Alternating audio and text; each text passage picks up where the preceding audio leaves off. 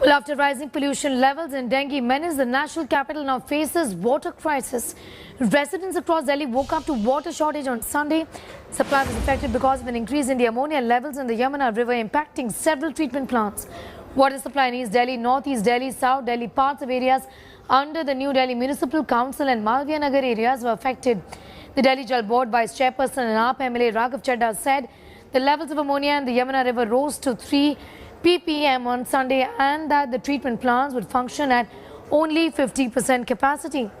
The AAP MLA also assured that water supply across Delhi will return to normal from today onwards. फिलहाल को पानी की आजकल बहुत समस्या होने लग गई है और कल से तो फिलहाल पानी बिल्कुल बंद हो गया है और कहा जा रहा है कि पानी आएगा नहीं क्योंकि अमोनिया का लेवल बहुत बढ़ गया है। उस वजह से हमने देखो यहाँ पर बिस्लरी की बोतल भी मंगाई हुई है। पानी खोलते के साथ ही इतनी स्मेल आ रही है, इतना बदबूदार पानी आ रहा है, काफी देर तक तो उसमें बदबू ही रहती है।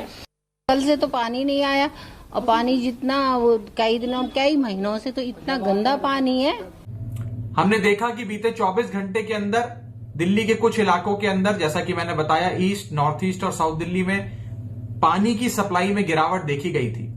वो इसलिए देखी गई थी क्योंकि यमुना नदी का जो पानी हरियाणा सरकार की ओर से दिल्ली में आता है, उस यमुना नदी के अंदर इंडस्ट्रियल वेस्ट और कई प्रकार के पल्यूटेंट्स के डिस्चार्ज के चलते पानी में गंदगी का स्तर बढ़ गया था, जिसे हम तकनीकी भाषा में अमोनिया कहते हैं। हमने लगातार हरियाणा सरकार के साथ संवाद करके, मैनेजमेंट करके, बात करके इस समस्या को हल करने के अथक प्रयास